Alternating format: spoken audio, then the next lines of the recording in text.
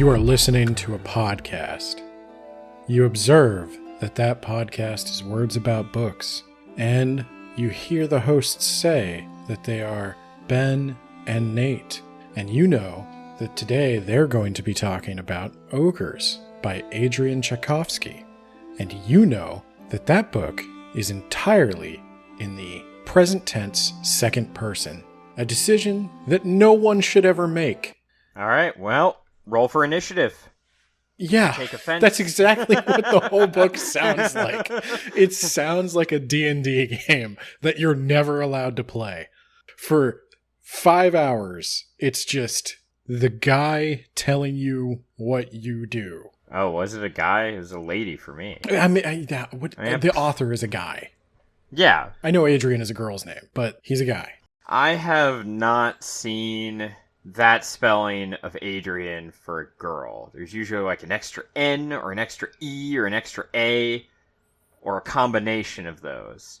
Also, if you look at this author, dude has an amazing beard / facial expression.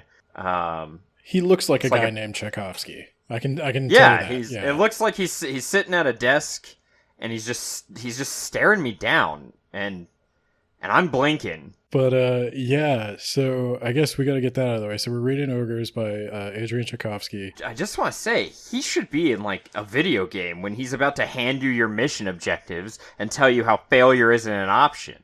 Anyway. Yeah, he does have... He looks mad. He looks mad. I think intentionally. I mean, obviously so. I think that was on purpose, Ben. I didn't realize he was a British writer. This might be, I guess we talked about Agatha Christie this year, but I was going to say this might be my favorite British author this year, but, you know, he's definitely in the top 2. It's funny because his name is spelled in like a more standard Polish spelling, and they changed it to the TCHAI, etc. for the British release of his books, because British people wouldn't know how to pronounce the Polish spelling necessarily. And he specifically requested for the books being released in Poland that they use the actual spelling of his name. And they did not. Oh, that's not cool. That's literally the only thing I know about him. That's the extent of my about the author. That one anecdote. This was something that was voted on by our patrons 2 months in a row, I might add. 1 month, I think I was just looking for like, what's a good sci-fi, whatever, was put that up for the vote. And then it tied, and so I had to use my vice presidential vote in the Senate to break the tie, and that's how we got Bridget Jones. But as a result, I also put this on the following months, and it won pretty handily. So I'm glad we read it. I wonder what our patrons knew about this. I wonder if any of them had read it. I would be willing to bet only one of them probably read it. The real That could be author. enough to snowball the poll, I guess. Yeah. But I picked this book up, right? First thing I see, cover of the book. Cover of the book looks like somebody took an orc from World of Warcraft, wearing the novelty cosmetic top hat you can get in World of Warcraft, and put it in silhouette over a red-shifted drawing of an old-timey city. It looked like somebody slapped it together in Photoshop in 2 minutes, and I gotta tell you, I think Chuck Tingle puts more effort into his covers than this. This was hands down one of the most embarrassing covers I've ever seen. Wow. Jesus. Yeah, no, I cannot tell you how, A, that cover sucks. Like, technically, it sucks. And then, B, it has nothing to do with the book. I mean, it kind of has something to do with the book. If you imagine there's an ogre in a top hat, is that what I'm supposed to... Is that's what the book's about? Ogres and top hats? Yeah, and also there's a helicopter in the background, Ben. Yeah, because there were so many helicopters in the book. Yeah, it was a flying machine. It's magic, Ben. Yeah. You're taking the magic out of I forgot to mention, I forgot to mention that the helicopter is very tiny. One eternity later. I'm sorry if the person who made the cover is listening, but like, you know what you did. And so that's impression number 1. Okay. I didn't see the cover until I was a few chapters into the story, but okay. Impression number 2. Now, I think I did both. I listened to the audiobook and I read it. Oh So my impression god.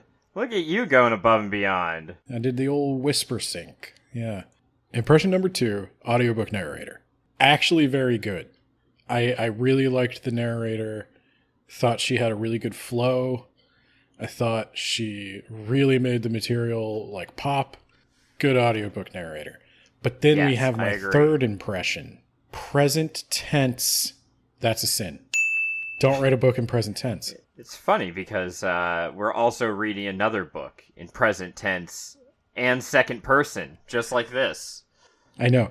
So present tense, I hate it. Second person, inexcusable. I agree. I dislike both of those things. I dislike the second person more than the present tense. The present tense is like a red flag. The second person is get out of my house.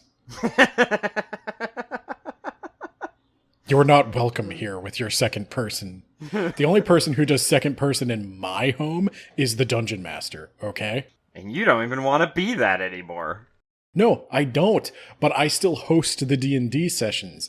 I know Jake isn't listening to this, but Jake comes into the house and he tells everybody what they're doing. Oh, I didn't even know you were still playing D&D. I thought you were I still I'm play done. D&D. Oh my god. I play as a player. I won't DM anymore. But yeah, I'll play as a player. But yeah, in spite of all that, in spite of the terrible cover, the terrible tense, and the terrible, I don't know what you call the person. Second person? Yeah, but I don't know, like, what, there's got to be a name for, like, the various persons. Like, what is that in writing? I shouldn't have a book podcast, but I do, and you're listening to it. So, who's the real idiot here? Now... Got him! I will email Incited, and I will ask them what that's called. Second person POV. Point of view? Really? Okay. Yeah, that's what Masterclass says, and they have Gordon Ramsay on there, so you know. Well, you know, they also, and he's actually, I actually like his writing, but they also have, oh my god, why am I blanking on his name? Wrote The Watchmen. Oh god, Alan Moore? Thank you, Jesus Christ. Yeah, Alan Moore has a masterclass. You listen to that guy professionally for magic. I know. Use. I listen to him talk about magic all the time, and I forgot his name. Chaos Magic, wow. Man. It you never know what you're going to get. I still really like this book, surprisingly. Yeah, no, I thought it was great. I was buckled in to hate this. All the first impressions were terrible, except the audiobook narrator. The audiobook narrator was great. Big fan. And despite the second person point of view, I thought it was pretty well written, Ben. I thought it was well written, but I'm going to say I have reasons for disliking the present tense and the second person. The present tense doesn't make sense. Exactly. And when the big plot twist at the end is revealed, it does not make sense. Nor does the second person, I'm sorry to say. Yeah, unless they're like talking to like a gravestone or something. Yeah, so this is where I'm at. You know, it cultivates a certain mood, and I can excuse it, but I never like it. So, and I know I'm not the only, this is a divisive topic in writing communities, the present tense, but for anyone who's not following, present tense means you enter a room, not you entered a room, or he entered a room. And the second person means you entered a room. I'm talking to you, the listener. That's who I'm talking to. You did this. You entered that room, except you know you didn't enter that room because you're sitting on your deck listening to the audiobook and taking notes. I'm rolling for initiative, Ben. And yeah, that's the thing. Choose your own adventure. If you've never played D&D, that or any tabletop role-playing game, that's how those games are usually set up. The person running the game will describe to you the circumstances you're in, and how you got there, and what you know and what you don't know. That's how this reads. It reads like somebody is constantly setting up the D&D game and you never get to play. And I have never seen anyone use the present tense in a way that made me think it wasn't just some gimmicky attempt at being a fancy writer person. Controversial statement, I know. And I'm not like objectively right about this. I understand. No, this is Words About Books, where we objectively lay down the law on everything book and publishing. So that is now a factual statement. If you feel different, pop in the Discord. I'm happy to talk about it. I'd really like to hear from somebody actually who does like the present tense, just second person mode of writing, because I truly don't understand it. Now, I think for the present tense second person, why he chose that was because he did want that game feel where you inhabit the main character, you the reader. He wanted you to feel very close to the events. Yeah. But I didn't because I'm a badass, Ben. Just like this guy. It worked for a little bit until the character starts making decisions I wouldn't make. Yeah. There's one very pivotal decision, for example. Yeah, and there's actually several decisions I wouldn't have made. And also, I mean, I know I'd have figured out the twist. Sorry, Torkel. If it really was me, the you that the narrator was talking to, I'd have figured out that twist. I had it by like page 10. So, sorry. Oh, wow. I don't know which twist you're talking about. I feel like there's more than one twist here, but that's true. I guess I didn't get the very, very final twist. We can you want to jump in? Yeah, let's jump in. Know that there's a twist. One thing I'm going to say, spoiler warning. Yeah, I was about to say that same thing.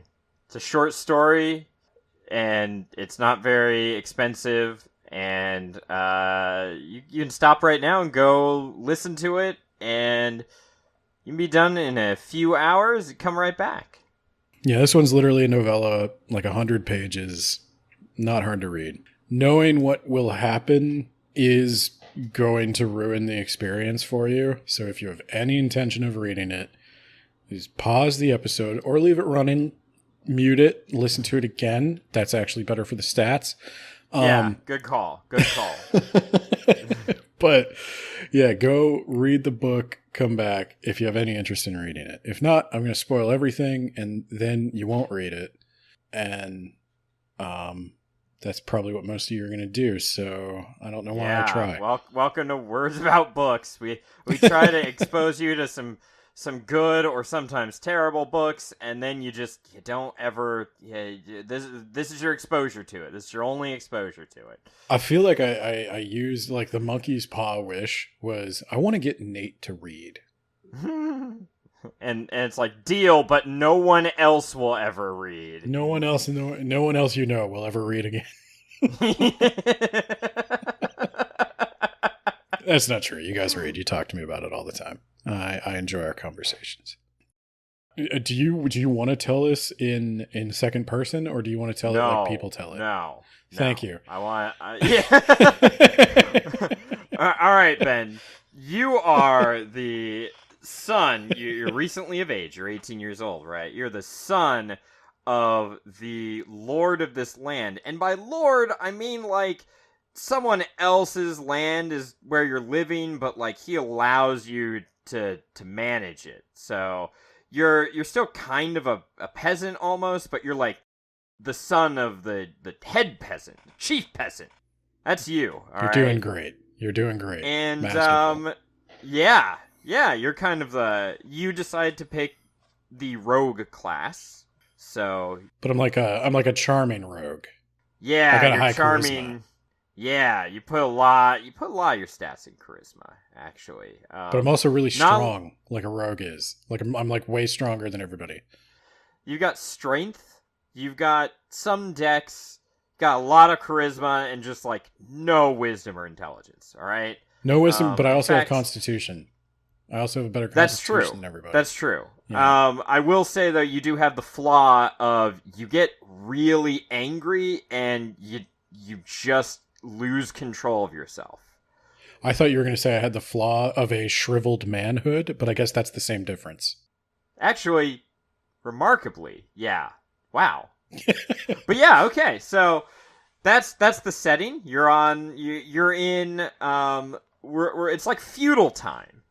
Except the lord of this land is a big old giant ogre, and they have a magic that allows horseless carriages to travel using tires instead of wheels. Now, when you say big, are you going to consistently describe the ogre's height? Or are you going to radically change it so that sometimes they seem like they're 14 feet tall, but other times they seem like they're 6 feet tall, even though I'm 6 feet tall? I am going to say that they're larger than you, and then I'm just going to kind of like, maybe sometimes I change it around a bit. I'm going to make it seem like they're like 14 feet tall, but they're not. Yeah, like one time an ogre is eye level with a second-story window, and then another time I'm almost the same size as every ogre. Well, here's one of the twists. You see on your character sheet where it says height and weight and how I redacted those. You don't actually know how large you are, or I'm not going to ever explain how tall anyone else is. So you're going to get the impression. I can see 6 feet erased in pencil. Yeah, underneath. Yeah. Because you definitely mentioned that. Yeah, well, shut up. We're not going to mention it again. Just put that aside. All right. Okay. You just happen to be taller than everyone around you. The people, so you're not out the in the ogres. woods. Yes. Very important. The people, not the ogres, who are your lord and master. You know, it's a weird name. You know, it's a weird name for an ogre master. Sir Peter. Yeah. No, I think that was intentional, though, Ben. It's also weird that they drive cars. Yeah, so you're out in the woods. I'm sensing some kind of after M. Night Shyamalan twist coming. So you're out in the woods doing whatever after you just did a mischievous thing when you hear the cars. And you know they're ogres, Ben. So you know what they're blaring in that car, right? Told me the world is gonna roll me. I ain't the sharpest tool in the shed. Just cruising Smash down that. the forest lane. That makes sense because Listening Shrek. to Shrek. You're right. Yeah. Because Shrek, yeah. Oh, Yeah. so you hear Smash Mouth in the distance, and you know, oh God, the Lord and Master's coming. You got to be there to present, to be by your dad's side, and not to be a total disgrace. Okay, so you manage. I'm not even gonna let you roll. You got a successful dex check, and you managed to get your way back to town without being seen real quick, and there you go. You got into the lineup right as the car turned off, and out steps Sir Peter. Wow, he's big, maybe.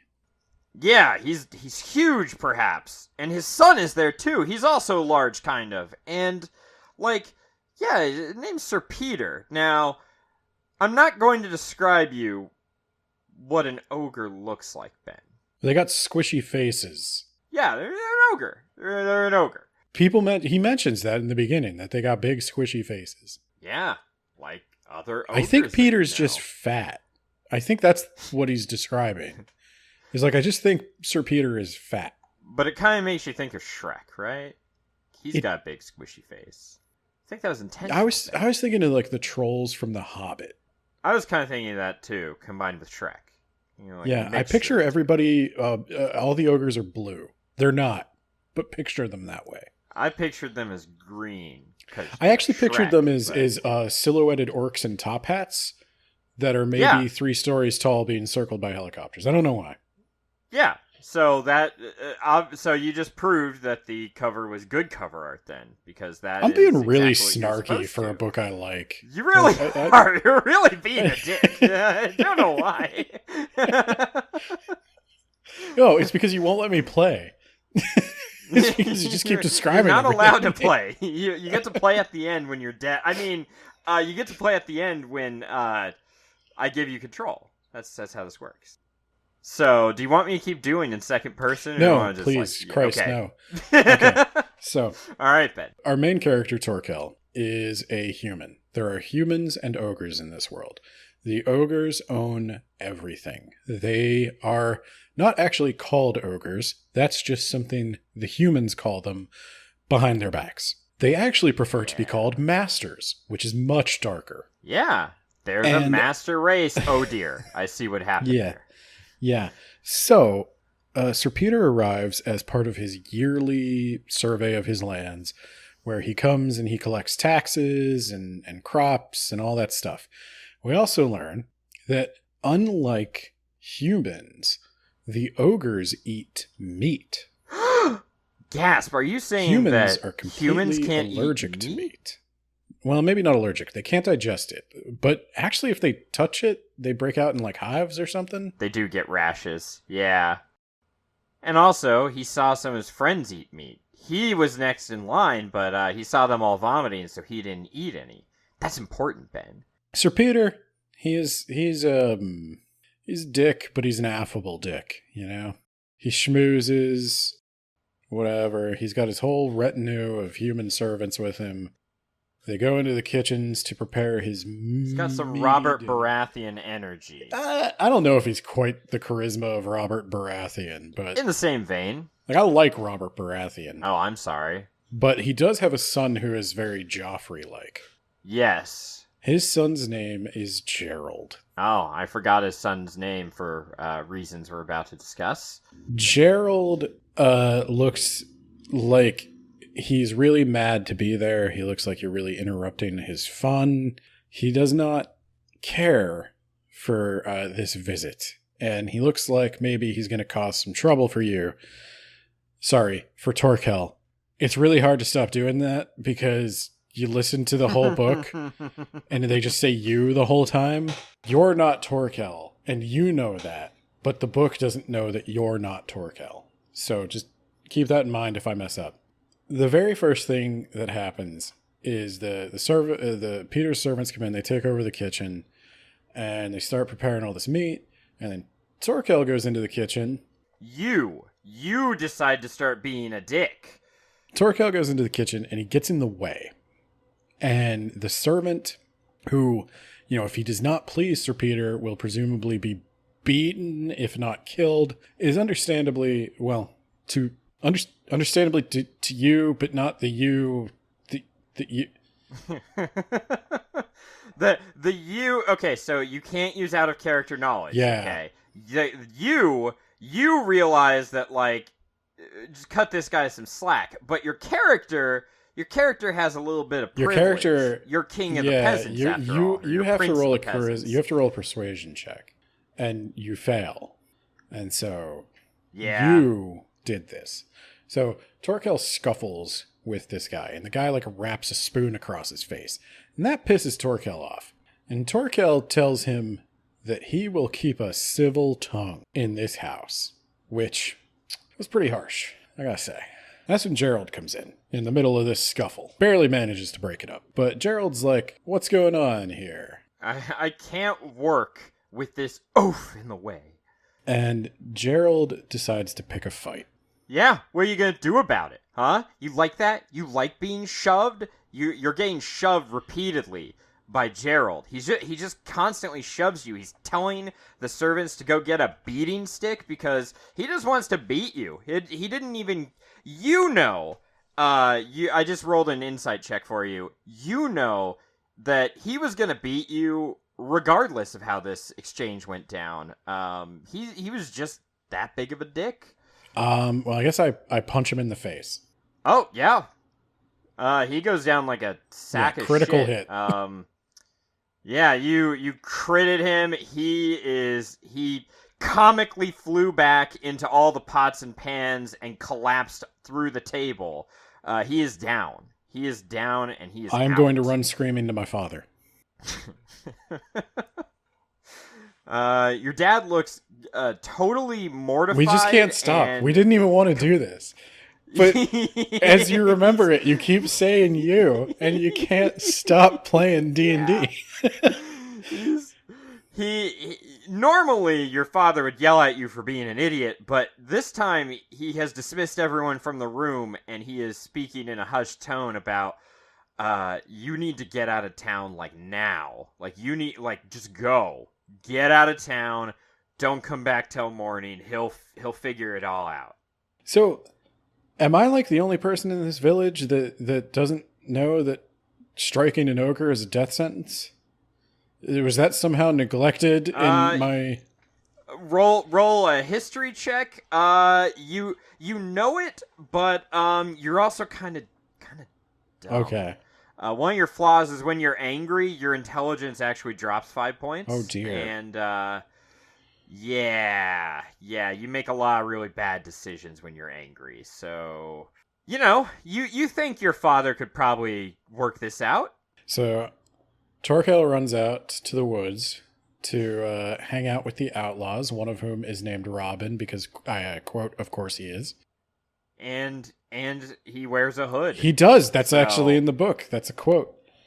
Yeah, that is how it's written. Torkel's hanging out with Robin Hood, and he's telling all these outlaws around the fire this story of how like he put this ogre in his place, and like as he's telling it, he's like, yeah. And then I kicked him a couple of times, and he was crying, and I was just like, oh, what are you gonna do, baby? You can cry about it. And then I spit on him, and then I kicked him again, and then I went to my dad, and I was like, yo, Dad, I'm done here. I'm gonna go hang out with the outlaws. No, he left that one out. He left that part about his dad out. And the outlaws are listening, and their jaws are dropping, and they're like slowly one by one backing away from the fire, and then once they're into the tree line, you just hear fast running, and they're like, hey Torkel, maybe you should go hang out with some other people, because we don't want to be around you when shit goes down. And Torkel's like, yeah, they're also kind of resentful that he has a home to go back to. That was the thing. He is bringing a lot of heat on them, and they don't really get anything out of that relationship. He's not really one of them. He's just a poser. He's just a rich boy who likes to slum it. So, yeah, that's a little off-putting as well. So Torkel's like, you know what? I know Dad told me to stay away the whole night, but I'm going to go back. It's probably been enough time. So you spice, you sneak back in. I already rolled a sneak check for you. You managed to get in there. And, yeah, it looks like there's some of the, I guess I'll call them nobles, for lack of a better word. They're not really nobles, but they're nobles to your peasantness, all right? And they're still in the feast hall. Sir Peter is there. And there's still a lot of meat on that table, and there's some weird looking meat there too. And you now see what looks like. Hold on, let me roll an investigation. Yeah, you now. Shouldn't I roll the investigation? You now are putting it. Nope, I'm rolling it for you. That's how we do things in this game. It doesn't feel like a game. You're realizing that these ribs that you're next to, they're looking pretty human-shaped. And also, your dad isn't in that feasting room. And also, here, let me roll a history check again. You know that ogres have been known to eat humans. Which is really weird after the obvious twist is revealed, because isn't that like cannibalism? Do I also notice my dad's severed head looking out at me from the freezer? Is that what he saw? Yeah. I thought the head was missing to be used. No, there's a second freezer that he barely looks into, and his dad's head is in it, and it's unclear if he saw it or not. But since I have so little agency in this character that is ostensibly me, I want to say he saw his dad's severed head. I want to live with that memory. I'll allow it this one time. Nice. So yeah, he finds out that Sir Peter killed and butchered his parents, not just his dad, I believe his mom as well. And his mom's already dead. Yeah, that's right. She's already dead. I kept wondering why, because he doesn't have any parents. So butchers his dad, eats him. And that's going to come up a couple of times. Put a pin in the cannibalism. We'll come back to that at the end. Yeah. Yeah. Spoilers. That is That's cannibalism. 100% cannibalism, and it's weird. Put a pin in that. So that's when Gerald walks in. No. He saunters in. Gerald all saunters right? in. I'll play some sexy music. She was looking kind of dumb with her finger in her. Hello there, lover. He kind of does approach with that energy. Did you like that? You like that? I don't, but it doesn't really matter what I want, does it? He's like, look at what you did. Look at what you and no one else This is did. all your fault. My dad was wondering if he should maybe show some mercy, but I told him, nope, we got to have a zero tolerance policy for this slave hitting the master thing. That's what, yeah.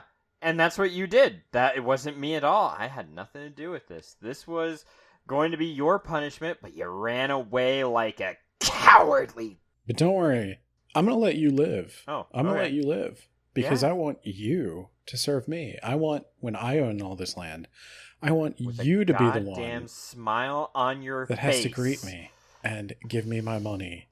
And then, like, Give me a little massage while I eat in the same hall that I ate your That- father. That's going to be that you. ringing in the ears slowly drowns out Gerald's voice. And real quick, I'm going to put my hands on this table to show you just how in control I am. We're going to go back into that room now. And things are getting more muffled, and your hands are shaking with the adrenaline. Flames on the side of my face, heaving breaths. And you just can't help but notice that somebody left the butcher knife right next to the butchered carcass, and you grab it, and you slam a butcher knife into Gerald's face, and then Oh my god. and then you do it again. No, that time it was the neck. I thought yeah, you're right. It was the neck. So yeah, he's Yeah, you did. doing some like, Smile now, you son of a bitch. You got two mouths. and then like Torkel does every time, he takes like a He hero. takes a heroic action. He runs away. Back to the Outlaws, where he tells them, hey guys, good news. This time I killed him, and I'm not going anywhere. And they're like, I'm with you. one of Yeah. us. One of us. I'm with you. And if they catch me, I'm going to tell them all of you helped me. So get me the fuck out of here. And so they run. The Outlaws pack up immediately and they go. They have a secret spot where they like to spend the winters. And this secret spot is a farm owned by an old widow. And this old widow likes to take in wayward girls who have either been orphaned or run away from home, and they might find themselves in an abusive situation if she did not take them in. So it's just this farm of the widow and the girls, and the Outlaws are allowed to stay there on the condition that they do not fool around with the girls, except one outlaw who's allowed to fool around with the old widow herself. She gets hers alpha move. Hey, yeah. Goddamn And right. then the Outlaws can stay in the barn in exchange for their labor. yeah. And this goes well for a surprisingly long time, a couple of months, I think. One day, Torkel is sent out to gather firewood, and he gets caught in a snowstorm. I'm trying to remember. He kills a deer? I think so. Yeah, he kills a deer, and he's stuck in this snowstorm. Yeah, because he eats it. He chokes it down. And he is able to keep it down. It's an effort, but he wonders if it's truly he can't eat it, or if it's just an unusual taste. His stomach is not used to processing meat, so he's having a hard time with it. And there's a whole religion set up that dictates that this should not be allowed by God. That the ogres were sent, or the ogres are essentially, it's the Genesis story where God gives man dominion over all the creatures of the earth, except he doesn't give it to man, he gives it to the ogres. Yeah. And the humans are but one of the creatures of the earth. And this is the natural order that they must accept. Now let us all pray. Somebody once told me, Our Father, whose mouth art smashed. Hallowed hallowed be thy name. You don't cross yourself, you just put an L on your forehead. So, Torkel is essentially just proving the church wrong. So that's fun. All right. So you're going to head back to the barn, Ben. So And- Torkel heads back to the barn. When what does he spy? But a tall man 2 stories tall. Why Because- did you say it like that? When what does he spy but a tall man 2 stories high? It was right there. Well, edit that in. Just make it sound as janky as possible. I'll say the word high somewhere, and you just like clip it and put it there. When what does he spy? But a tall man 2 stories high. But that's the thing. Maybe the house is just really small, Ben. Did you ever consider that? Okay, so I did consider that. And then this is my problem, right? Torkel is almost ogre sized. So let's say the humans are as children to the ogres, okay? Let's say they're about the size of, I don't know, a 12-year-old. So Some pretty tall 12-year-olds out there. There are some pretty tall 12-year-olds out there, so it's not inconceivable that there could be a 12-year-old as tall as you. But like, let's say the average human is like 5 feet tall. Torkel is almost as tall as an ogre, right? But he never has a hard time like fitting into any buildings. Because I didn't tell you that, Ben. As the DM, I'm just assuming that you're crouching, alright? You don't need to know that. I live in a 2nd floor apartment. Well, look at you, Mr. Fancy. Yeah, it's not fancy. That's worse than living in a 1st floor apartment. What? I live in a 2nd floor walk up. There's no elevator or anything. If you're looking at my deck at eye level, you are 14 feet tall. Yeah? Ben, you failed your perception check. You didn't realize this guy was on stilts, okay? Okay, that's He was okay, on but he then, was on the back of another ogre. They were wearing a very large trench coat. But then riddle me this. When he's in the train, why am I so impressed at how big the train is? Like, why am I so impressed that the train is ogre-sized? Well, Ben. Can I tell you something? I'm just going to throw this out there. Theory. Words about books theory. Something from the first draft got left in. Yeah, maybe. You might not be wrong. My point is the trolls are variable size. So, trolls, ogres. So, here's why I keep calling them trolls. Because his name is Torkel, which sounds like Thorkel, God which damn is it, Ben. Old Norse. That's an Old Norse name. And also, the way they are described is more like trolls than ogres to me. Sorry. Anywho, so this ogre is there for Thorkel. And Thorkel makes sure he's seen before choosing to, what's his favorite move? Run away. And Yep. he runs away into the woods fast as his little legs can carry him. But this ogre has big fucking dogs. And they chase They're him. D-wolves. He has D-wolves. He got them from the God Emperor. And they chase him. He gets caught by the dogs. The dogs are going to tear him apart. And then the ogre comes up to him. The ogre's name's Theo. I'm not sure when that gets revealed. Theo tells Torkel to strip. And Torkel's like, Yeah. I don't know about this one, man. And he's like, no, I'm going to bring you in, and I'm going to bring you in nude. Yeah.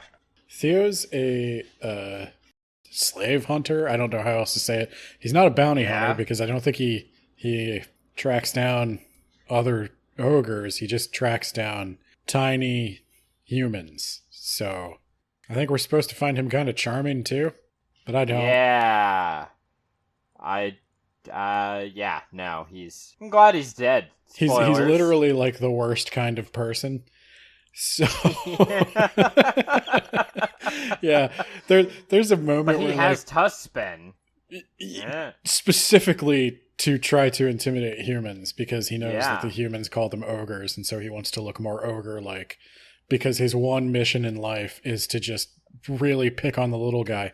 And they tease a redemption arc for him, and I'm like, no, I don't think so. Like they tease that maybe he just likes the thrill of the hunt, and I'm like, Yeah. no, No.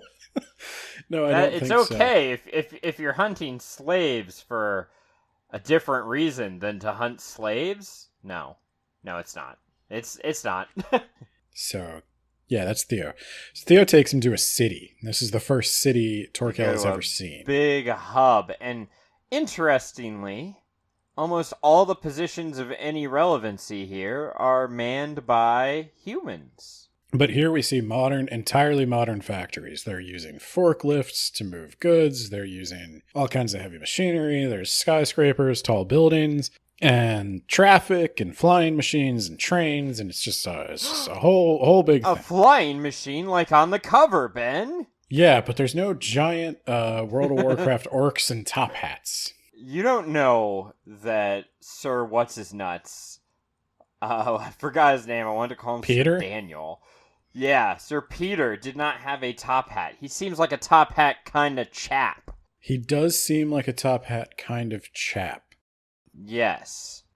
Alright, so, now that you're here, and you're, first of all, we're gonna have you disrobe again, so that this lady ogre can look at your junk. I keep fighting to make this not second person, and you keep making it second person. Yeah, I sure do. So, what are we gonna do with this Torkel fellow? We should probably execute him, but what if a baroness, because, they have to have these feudal titles, what if a baroness is like, nah, brah, and takes him away? What then? Torkel is brought to a judge, an ogre judge, which is rare. And on one side of the judge is Sir Peter, demanding Torkel be given up for execution. On the other side of the judge is a lady ogre, an ogress, named Isadora. And Isadora is saying that she would like to take Torkel to study. You see, Isadora is a master of the ogre magics, also known as science, and she is specifically a geneticist. And she is very interested in Torkel because there's a lot of things Torkel has done that he shouldn't really be able to do. Why shouldn't he be able to do that? Well, let's find out. So Isadora is very important, and she is able to get her way. She always gets her way. Yeah. She is... A scientist gets their way, okay? She's got the stroke, brother. I don't know what that means. Yeah. You don't have to, anyway. Okay. So she takes him. And Sir Peter's like, but we gotta kill him. And he cries like a baby and he leaves. Yeah. So Torkel gets on another train. This time he's treated a little bit better. He goes to Isadora's place. They fit him with white, fancy scientist clothing. And he notices that most of Isadora's staff are humans, but they're mostly human women, which is odd. She also is not married, which is weird. Yes, he's never seen an ogress without an ogre. So they're not just slave owners, the ogres. They're also sexists. Yeah, I was gonna say that she is. She's also not getting a great deal out of this. It's an interesting little piece he included because there's. He doesn't dive super duper deep into this, but there's obviously the dominant privileged class, which in this society would be the male ogre. Then there is the ogress, who is oppressed by the male ogre, but still reaping the benefits of the slave labor. And then there are, of course, the slaves. And then, there's hinted that he doesn't shy away from pointing out that, of course, there would be sexual abuse of the slave humans as well. And so he does a good job of addressing varying levels of oppression. I don't know. But he doesn't... I should say he does a good job in addressing that they exist, but he doesn't do a ton with this. Isadora is a complicated character in that she, for the most part, treats her workers well, but they're not workers. They are slaves. They can't leave unless she says they can leave. They don't get paid. I feel like it's that Futurama quip with Fry. You know the worst thing about being a slave? They make you work, but they don't pay you or let you go. That's the only thing about being a slave. That's the only thing about being a slave. The only thing about being a slave. She collects smart women and allows them to sort of follow their passion, and they're able to enjoy a lot of privilege that they couldn't enjoy anywhere else. She's got a big-ass library. Yeah. She is an exceptionally nice master, but she's still a master. Yeah, but I mean, what can you do, Ben? Am I right? Well, what can you give him freedom? Yeah, you can't do that. Just, She does not call the humans human. She calls them economics. Yeah. And this is the Awesome. first hint we really... I mean, it's not the first hint, but this is the first confirmation we get that there is definitely a purposeful class. There is a class that works, and there is a class that manages. The ogres are the managers, and the economics are the workers. You know what this sounds like we need, Ben? It sounds like we need to rise up and throw off the bourgeoisie. Put in the Soviet Union anthem here, Ben. We're gonna sail off to glorious communism. But eventually, I guess we have to first learn some stuff. We're gonna do some learning. Learning montage. So Isadora is interested in having Torkel recite exactly what happened, exactly what went through his head as he was killing Gerald. So, she walks him through it. She's like, and then you stabbed him in the face. How did that make you feel? And he's like, better than worse. She's like, okay, now walk me through it again. You're seeing your dad's dead body, severed head in the freezer. There is a knife in what's left of his rib cage. You're aware that the man standing in front of you has a belly full of your father. How does that make you feel? And Torkel's like, no, not very good. She's like, that's it. That's cool, what bro. I want. That's what I want. I want and she like licks up his tears. And she has him hooked up to a lie detector? I don't know. I think it was to read his emotions and shit. Yeah, it's actually a lie detector like machine. Because what we're going to find out is that Torkel is experiencing emotions more intensely than humans in this world typically would. And that interests Isadora. Isadora decides she's going to take Torkel to a party. See, the ogres meet up. This is a meeting of ogre scientists. And they're going to discuss all their projects, and at this meeting, they're all looking at Torkel. Well, first, before you do that, I do want to mention that they eat, like, something called debtor's pie. Oh, yes. That's it. Yes. It's made of people. Listen to me, Hatcher. You gotta tell them Silent Breed is people!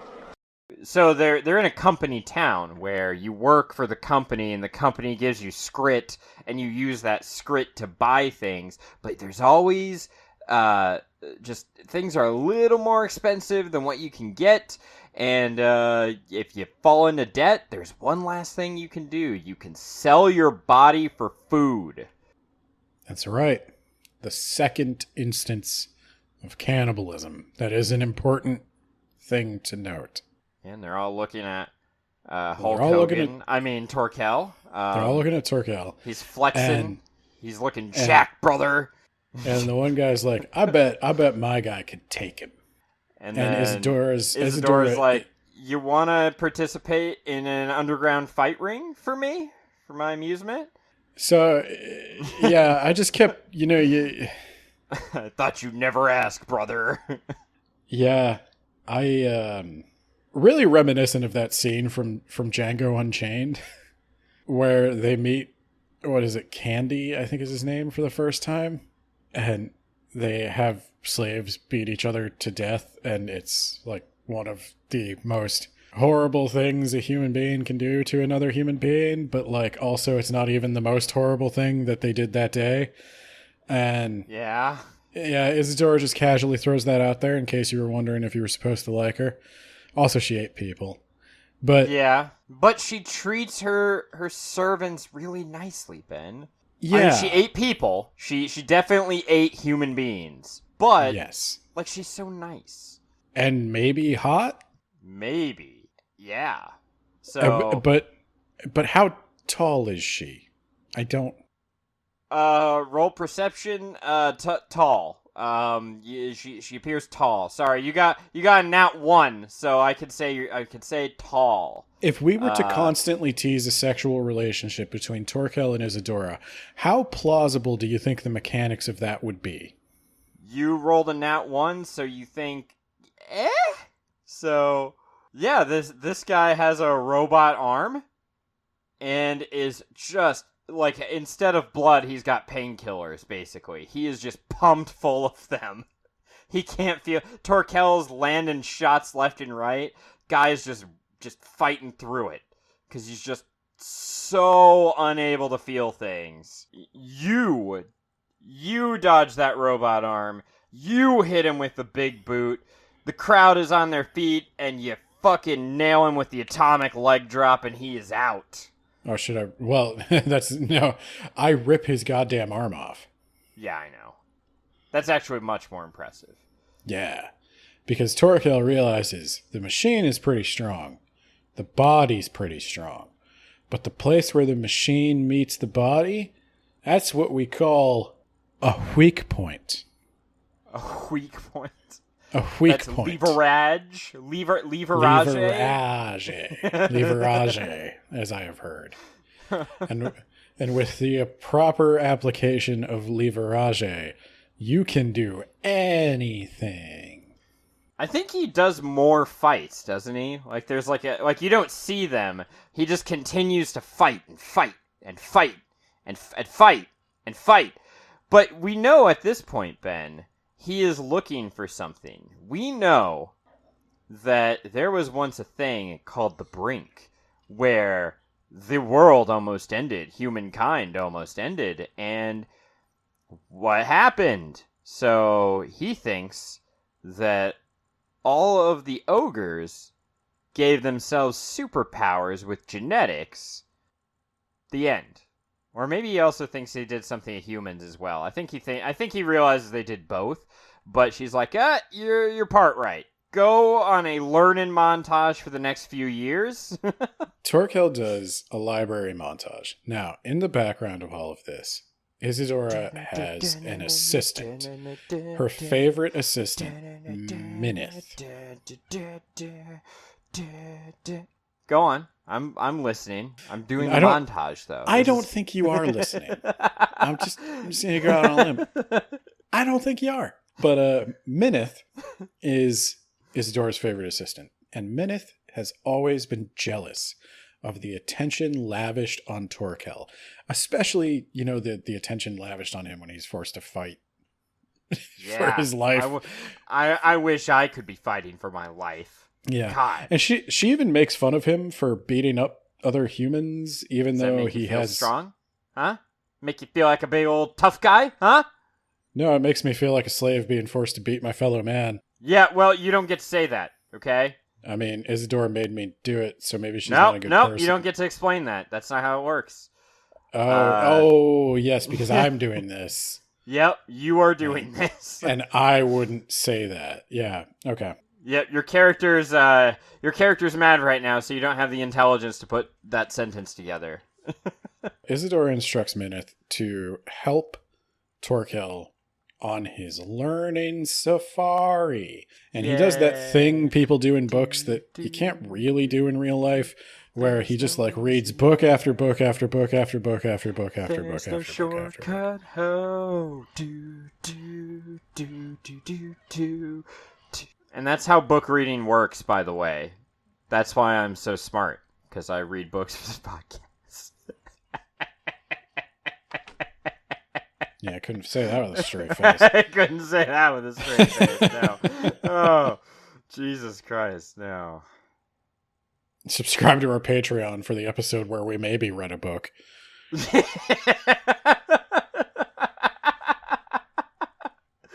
Oh, please do. That was one of Nate's better ideas. We maybe put a lot of effort into it.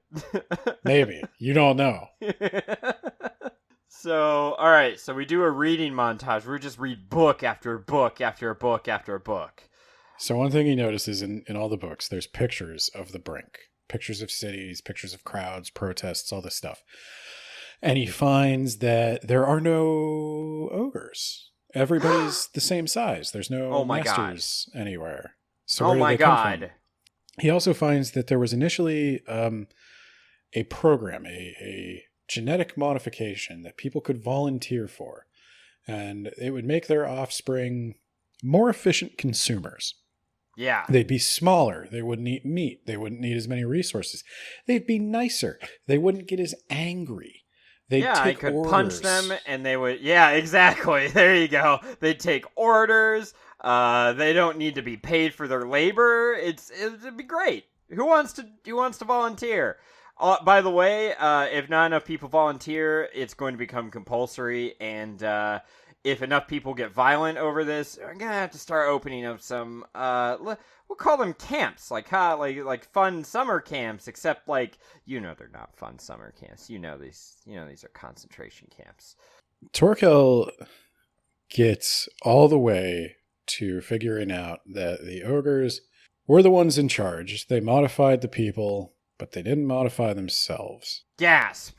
Are you saying that they are maybe human-sized, except sometimes not? Yeah, so that's the problem is then they're not like 14 feet tall, are they? So they're just normal human-sized. I swear to God at some point they say Torkel is 6 feet tall. He's taller than me. They do. He's taller than me. So yeah, if he's not looking at the second story of the barn, how is Theo looking at the second story of the barn?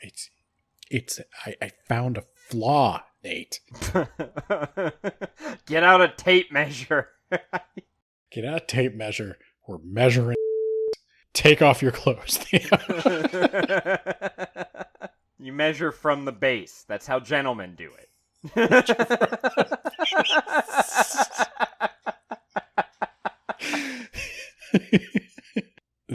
But he's still missing something. Even with all of that, he still hasn't discovered quite everything.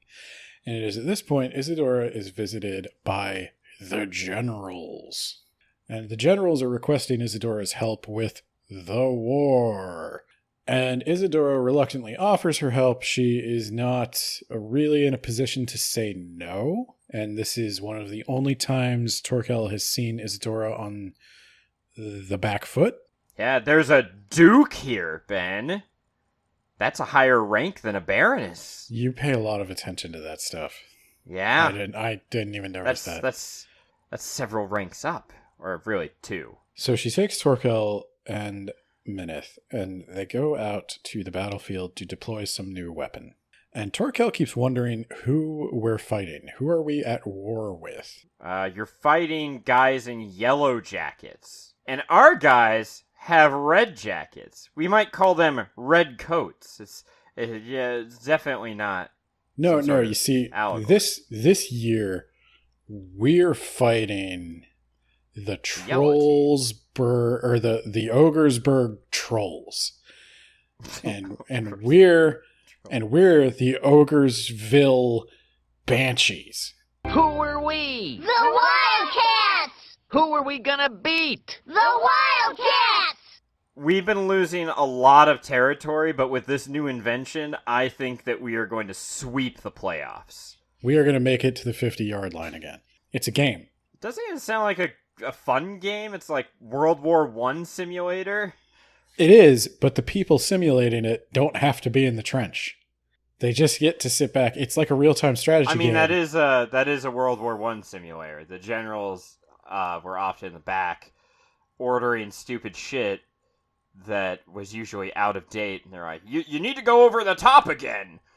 That worked really poorly last time, but my guess is if we keep throwing wave after wave of men, they're going to run out of bullets eventually. Those Germans are going to run out of metal sometime. Just keep going. No, they're not Germans. Those yellow coats. The Ogresburg. The Ogresburg trolls. Whatever. Yeah. The trolls, there you go. It's a game, but they're fighting with real people. And Torkel observes limbs blown off. He talks to a, totally PTSD'd out, shell-shocked surgeon. Yeah, you don't have to do that in StarCraft. I would actually say the game is better because the units do not have feelings and families and thoughts, and you don't have to deal with the aftermath. You just the units play are your game either and you move disgusting bugs, annoying space elves that you kind of want to die, or rednecks. Yeah. And they enjoy it. This is the last straw for Mr. Torkel. I don't think he has a last name. I'm just going to call him Mr. Torkel. It's like Mario. So Mr. Torkel decides he is going to take off. Minith helps him leave. Torkel thinks it's because she's just glad to get rid of him. No. His last straw is he finds the out... atavism, yes. Yes. Should you explain what that is? Can you? You're the doctor. I actually had to look that shit up. That was where it's like you revert. It's like a reversion. So I'm guessing it's meaning that he reverted to a time before the genetic switch. So he is... Yeah, Torkel is a genetic anomaly. He is a human being who, through epigenetics or something, the genes that they turned off have gotten switched back on. He can eat meat. And it's one of those things that only happens in sci-fi where it's like all the genes got switched back on. It's not just that he can eat meat. It's not just that he's a little bigger. It's not just that he's a little angrier. All of them all at once. Well, Ben, you didn't realize this, but they're actually shitty geneticists. And so they just kind of did a half-assed job. Nate, I did realize that.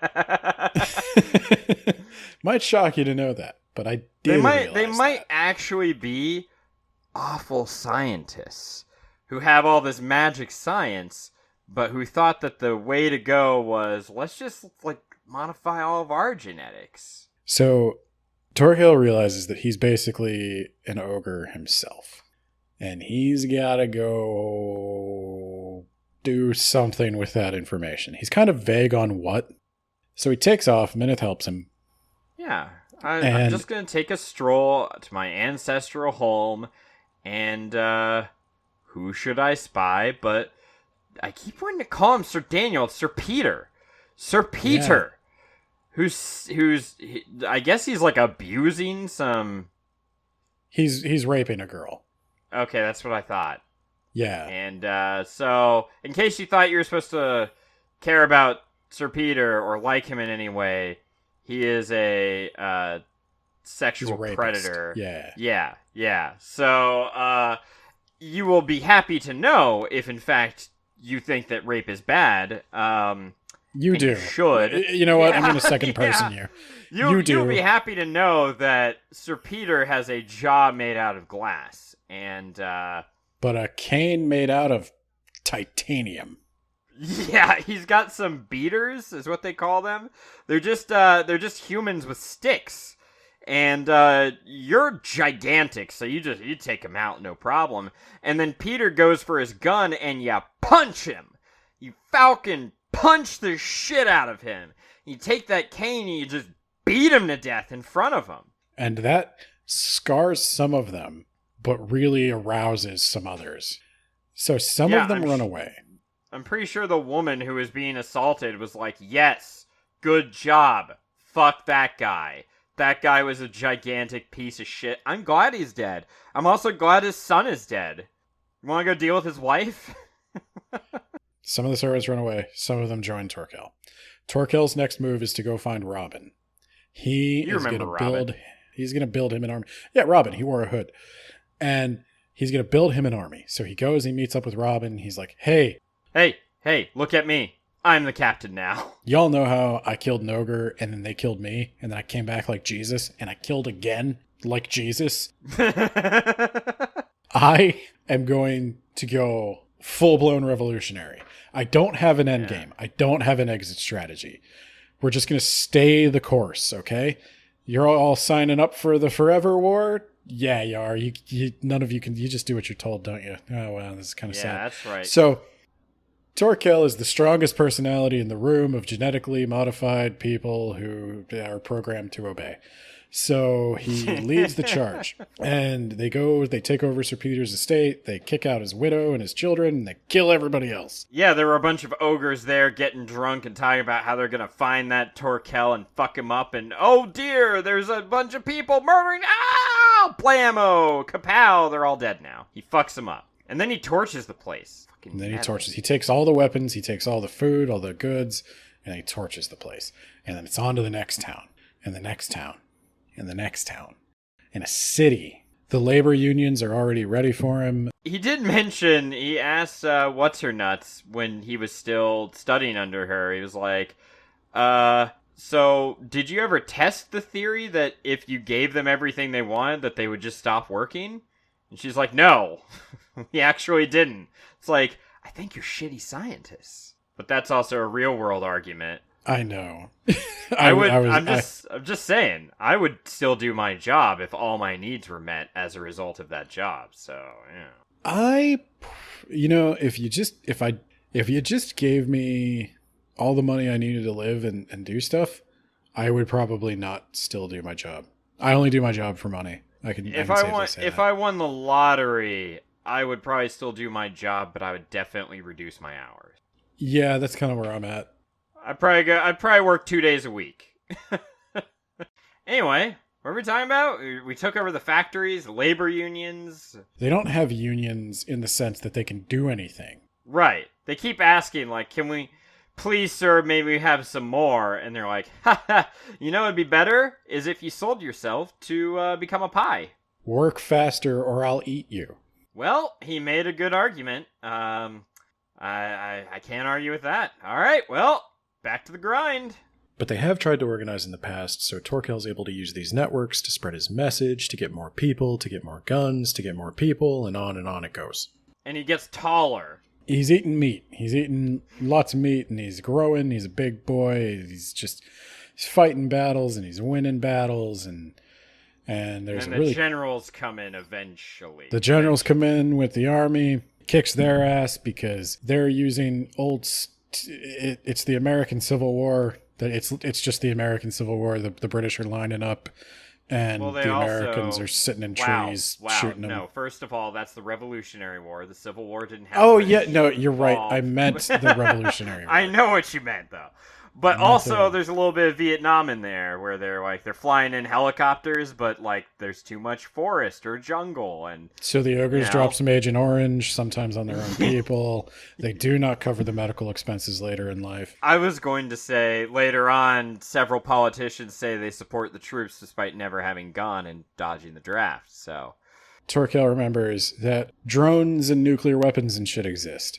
Now, the ogres haven't used those for a long time, but they're in storage. Yeah, they're in storage in the same way that, the Russians put a lot of their military equipment in storage, and then they busted it out for Ukraine, and, half the shit doesn't even work. Allegedly. And that's pretty much what happens here. Except this time, the human troops turn on the generals, they serve them up to Torkel, and he executes them. Yeah, it turns out we don't want to be caught in a nuclear apocalypse. No matter how much genetic testing that you do on us, nukes are still bad, so no thanks. So Torkel's moving. He's got no exit strategy, though. He has no way to consolidate power. If he gives the ogres a break, they're just going to figure out how their nukes work, and they're going to nuke him. I think he captures some weapons. He captures some weapons of mass destruction. It's never clear what they are, though. Yeah. We don't say it's a nuke. It could just be a long-range missile or something. We don't know. But this is when Minith shows up at his camp. She's coming to propose a parlay with Isadora. All right, Ben. You're going in there. I'm going in there. You. Yeah, you are going in there. I'm going to go meet with Isadora. Yeah, you are. You're going to meet on neutral ground. Just you and her, and maybe some servants around. You don't even look at them. Minith They're not with a even bottle of wine. Yeah. So she's like, hey, maybe Hey, girl. you stop. Maybe you decide to stop. You know? Maybe I don't. Okay, but if you stop, you'll get to keep everything you took, and you'll get to be a master. Did you figure it out yet? Did you figure it out? You're an ogre. You're an ogre, Harry. I figured out that I'm an ogre, but you know what? I'm also a human. I'm a child of two worlds. You're the Kwisatz Haderach, the shortening of the way between human and ogre. You're goddamn right. And I'm walking the golden path. Yeah, the golden path of mass destruction. You see, okay, let's go over it again, right? There were camps and genetic modification, and like maybe there was some genocide too, because there were just too many humans. I figured that out. I mean, also genetically modifying and then enslaving the whole race is like possibly worse than genocide. I mean, yeah, that's not the twist you think it is. It is what the aliens from XCOM do when they take over the planet. They just ruin everything to the point where it's like I'd rather be dead. But counterpoint to that, okay? I didn't make a point. But Why wouldn't you just become a master? Eh? You get all the you and I can have a thing. We've been teasing that the whole time. We can have a thing. You can become a master. You can lord over all the things that you conquered, and it'll be great. It'll be great. Well, counterpoint. You ate my dad. Well, that wasn't me. That was just the things that I wrought and benefited from directly. I would rather see you, me, every man, woman, and child burning to death than ever shake your hand and become one of you. Well, I'm sorry. You rolled a 1. You rolled a 1 on your history check. You forgot they ate your dad. And oh my god, you just rolled a 1 on your persuasion. You actually just persuaded yourself that this was a good deal. So, so all right, sell out. You're gonna sell out because it's Here. easier. It's the easy way. Just like they said, the easy way is modifying humans, not the environment. The easy way is to sell out because you can be like, oh, I'm gonna protect my people. Except, what are you really protecting? You're protecting people who've already had all their shit stolen, and they're going to become slaves, but, you know. Why are you asking me to roll a constitution save now? You rolled a 1 on your constitution save. This is really weird. You got 3 1s in a row, so you get the worst ending, where you sold out and then died. But you are a martyr now. Right before you died, you were able to become a slave owner. That is the worst ending. That is the worst possible ending for a character. It is. It totally is. Oh, That's God. what happens when you roll 3 nat 1s, Ben. I'm sorry. We had to go with the you became a slave owner and then died. But who killed me? That wine was poisoned. Oh yeah, Isadora's also dead. Sorry. And more importantly, mercifully, the point of view changes. Suddenly, I speak. I, the narrator, talking to you, the dead man in front of me. It was I, Minith, all along. I was the one talking to you, the dead man, presumably. I decided when you died to tell you your whole life story right up until this moment. And That's what this has been. Somebody came along and like God Emperor of Dune, they just recorded everything in my brain noodle.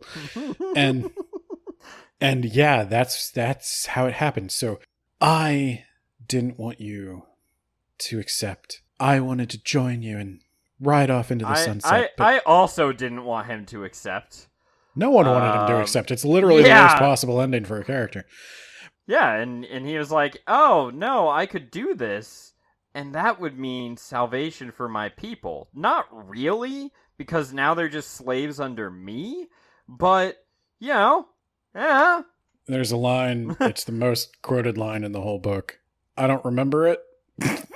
but, Was it about how being a good slave owner, you're still a slave owner, though? It doesn't matter what else you are. When you decide it's acceptable to own another human being, you're beyond redemption.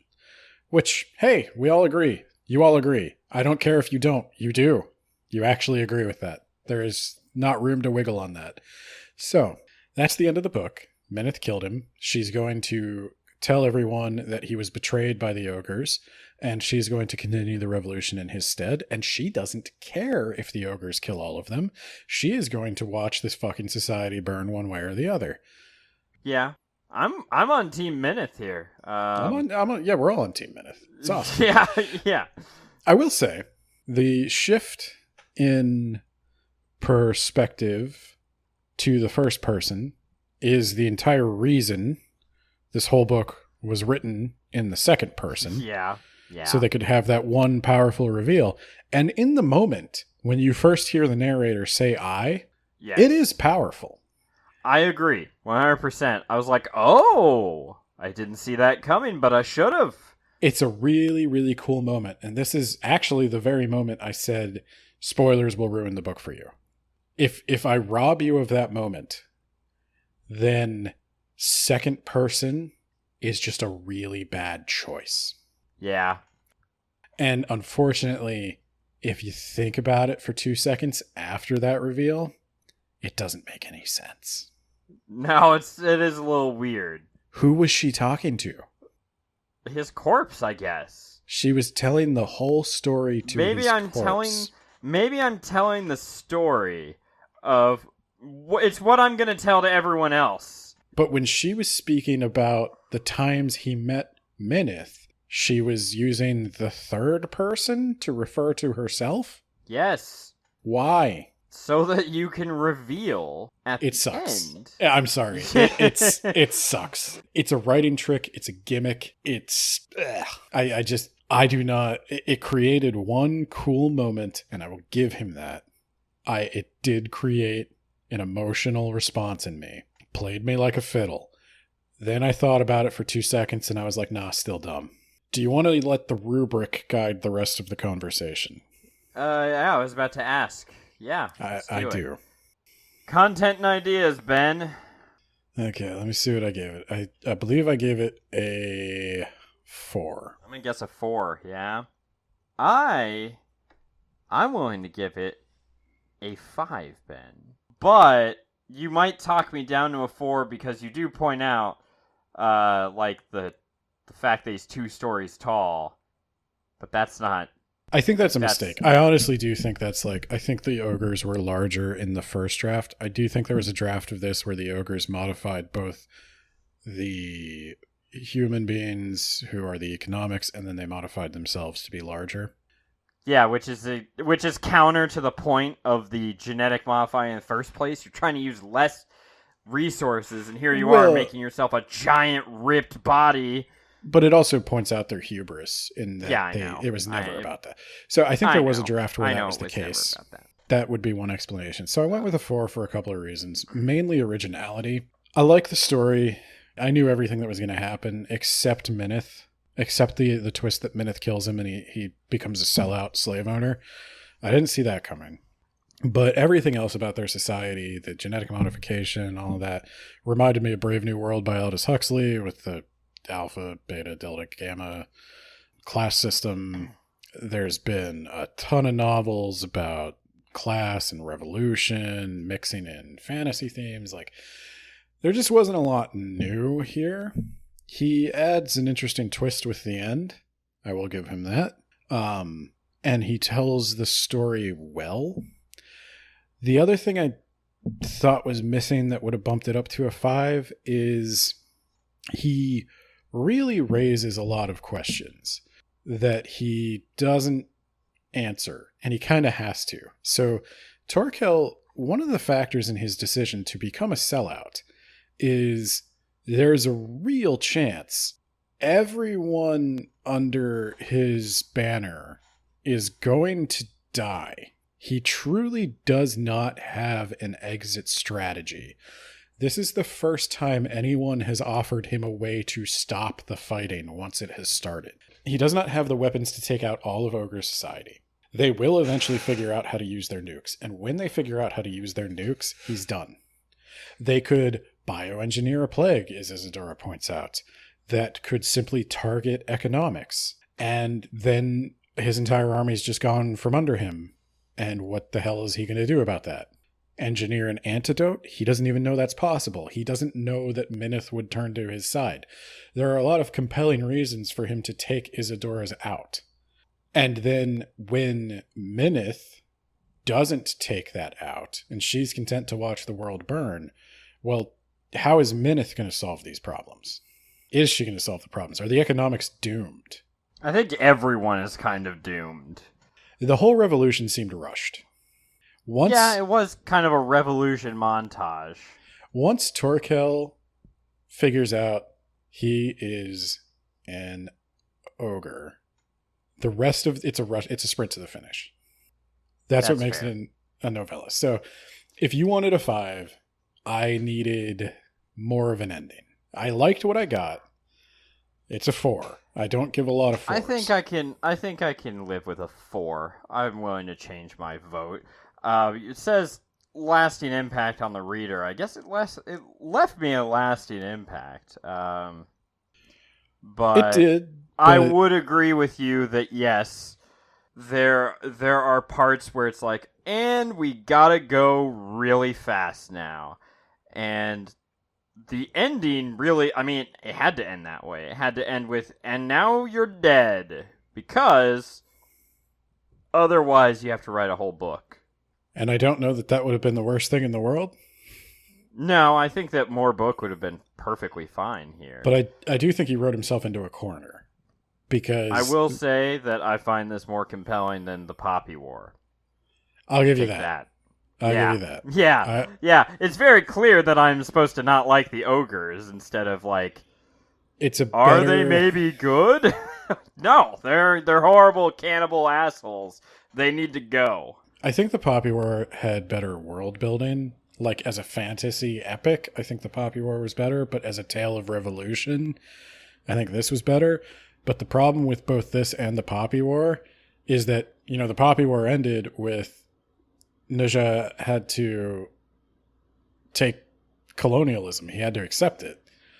And this one kind of this kind of ends in the same boat. Like I think a lot of these writers, understandably, are enamored with the idea of revolution. Like we would all like to throw off the rulers of the world. No one likes being owned by billionaires. You're saying that we need a Frank Herbert type weird intellectual who has an idea of how that would happen or look.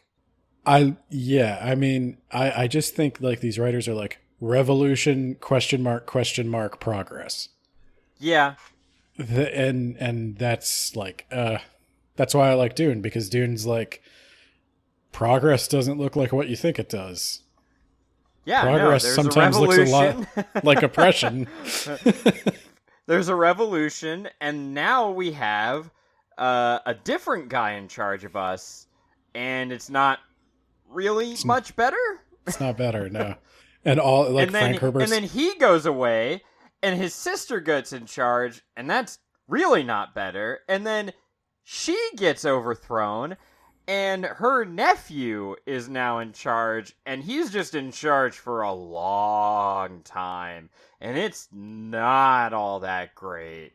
Frank Herbert's whole thing of all governments trend towards aristocracy, I 100% believe and his solution of you need to scatter your people so far and so wide that they simply can't be controlled. Yeah. I also kind of agree. If you're going to raise all the questions of revolution and you're going to encourage people to think in a revolutionary manner, and you're going to specifically raise the point that this leader has no end game as a huge flaw, and then do nothing with that, I can't give you a 5.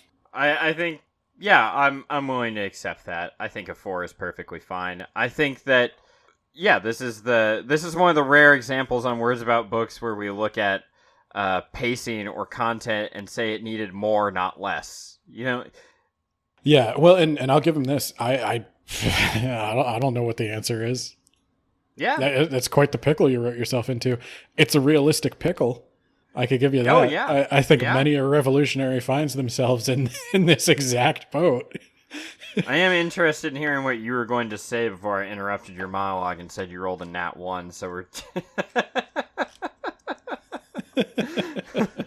I don't remember what I was talking yeah, about. I know. You were talking about how you'd rather see the whole world burn to the fucking ground before I ever join you. Well, and then... I think that's what I want from Torkel. Yeah. Because that's by writing in the second person. This can go into organization as well. Organization, I actually gave it a 5. Oh wow, I went with a 4. I liked the pacing.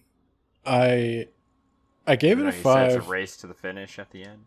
I gave it a 5 for making me not hate the second person. Wow. But the end was like deeply frustrating because he uses the second person very specifically to associate you with Torkel. It's a trick that he keeps telling you feel this way. You do this, you do that. And it's like a video game. You're playing the character. There's something about a video game where even if they put a gun in your hand and they say push A to squeeze the trigger, and there's no other option in the video game, you don't have a choice. You're railroaded into the narrative, but you still have to push A. You still have to pull the trigger. There's something psychologically powerful about that. And he's kind of trying to do that with the second person. I thought it was like, if there was ever a case for it, I thought this was it. But also, I don't think there's ever a case for it. Talk me through your thoughts. So, yeah, I don't know if I put the second person here or not. I can't decide if I want that in use of language or an organization. It's valid. I think that so here's the thing where it's going to be a little weird, because I think that you could write more book, but I feel like if they wrote more book and this was the pacing, it might be a little off for the pacing. But as a novella, for the amount he gets a lot done with what he's got, with the 100 some odd pages, right? It's 100 some odd pages, right? Yeah. Gets a lot across. Tackles a lot with that. I feel like the pacing is about as well as I can expect from that, while still keeping all of his points in.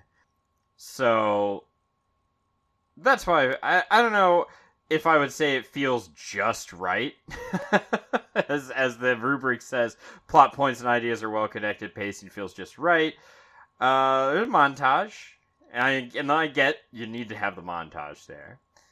And I don't know. What's the difference between feels appropriate to the plot or feels just right? I kind of feel like it's appropriate to the plot, for sure. I don't know if I'd go all the way for a perfect score, though. Yeah, I see your point.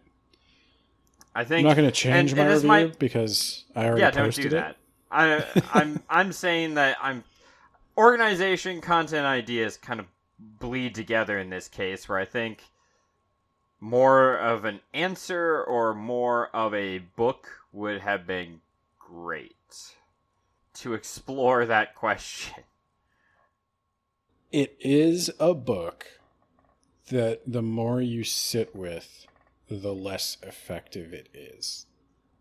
At the time I read it, I was very engaged. I was honestly surprised Theo came back to get killed. I was I knew he'd surprised. be killed because they mentioned that you get him. I was surprised how many characters it introduced. I remembered their names. I cared enough to keep track of it. And I thought the framing device, the final trick at the end where he switches perspective, that's what I kind of put as organization.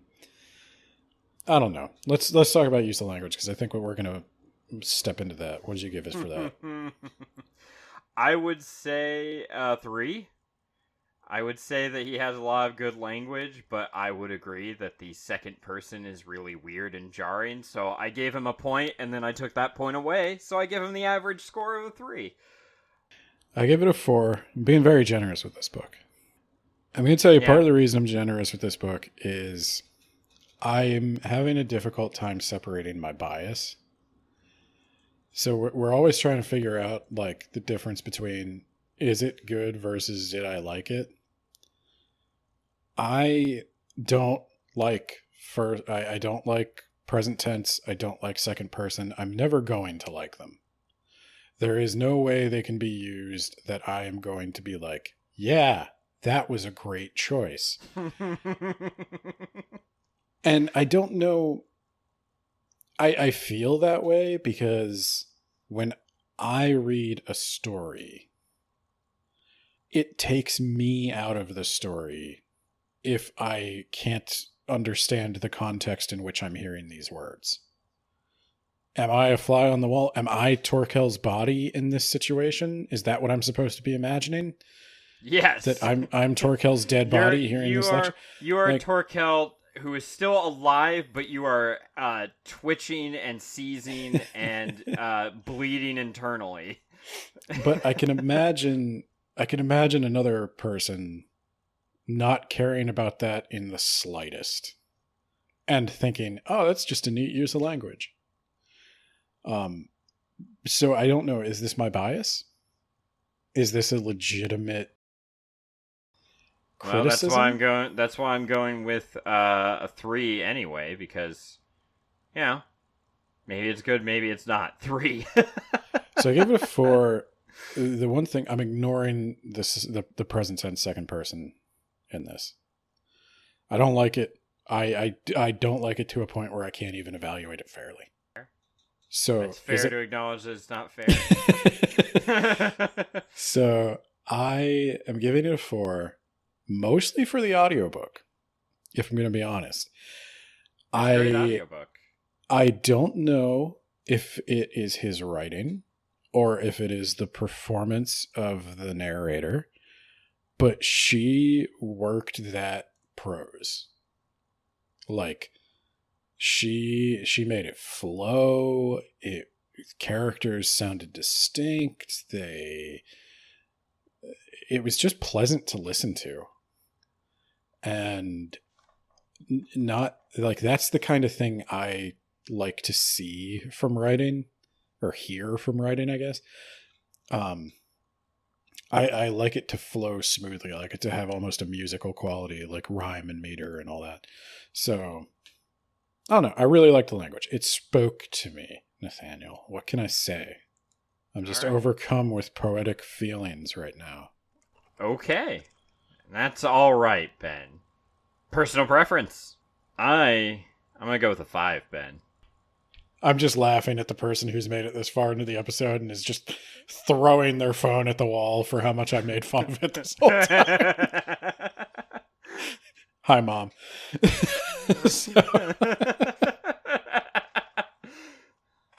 It's I actually really liked it. I hate the cover. Fucking loathe the cover. If I could put another category on this chart for book cover, it would be embarrassing. Did you have your nephew do it? What the fuck? It looks like a meme. But loved the book. How about recommendation strength? This is a rare one where I could recommend it to general audiences. I think most people would get something out of it. Yeah, I would agree. I'll give it the caveat that not everything is for everyone, obviously, and not this thing is for everyone. I think your mileage will vary. I think your mileage will vary, especially based on your personal experience with oppression There were times when I was reading this where I was kind of like, I don't think an American would have written things this way.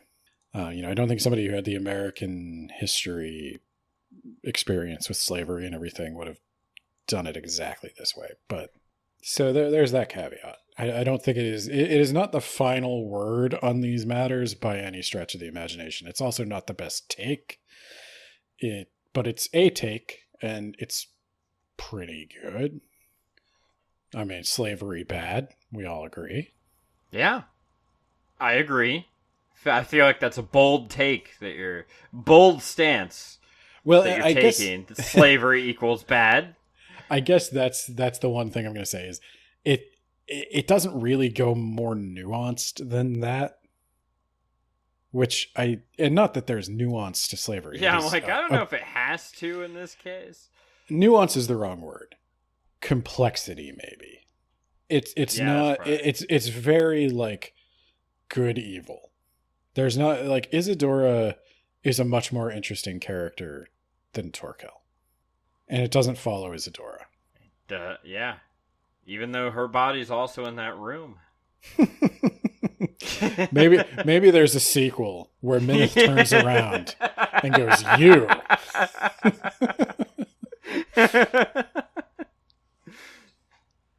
And then she's promptly arrested because she's been talking to the corpses for 10 hours. Any other thoughts? I think I'm good. Nope, I think this one went on far longer than I ever imagined. I also did not expect this to go on this fucking long. I thought this would be like a 1-hour episode at the end of edits. So, good luck with that one. It's all you, buddy. You'll be doing the bonus episode while I'm doing this, so. Yeah. And then we're going to read another book from the second person perspective. Yes. We will be reading... I wanted to say The Fifth Element. I knew you were going to say that. I was actually thinking, I'm like, I wonder if he's going to say The Fifth Element. The fifth season? Yeah. By N.K. Jemisin. You got winter, spring, summer, autumn, and apocalypse. All 5 seasons. Glorious world. All right, I'm going to stop recording now.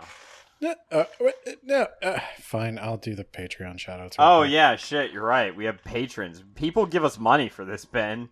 Are they you actually still recording? voted on this episode. Yeah, I'm still recording. Oh, thank you. Okay, yeah, they voted on this episode. Yeah. So, Patreon shoutouts. We got Shy with a Y over on TikTok. We got Isekai Sensei Sama of That Time I Got Reincarnated in the Same World as an Anime Podcaster. I won't lie to you. I kind of checked out while I was speaking, and I don't know if I said all the words. Let's hope I did.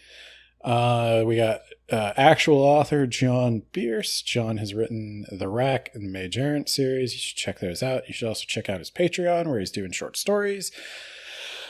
Oh, we got Jamie. Jamie of the If You Want the Gravy blog. We also have a second Jamie, but no less important. That is Jamie Walker. Hello, Jamie Walker.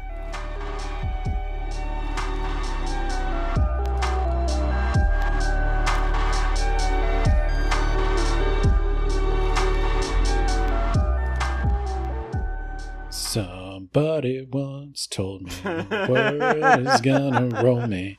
I ain't the sharpest tool in the shed. It's been so long, I didn't even realize that's what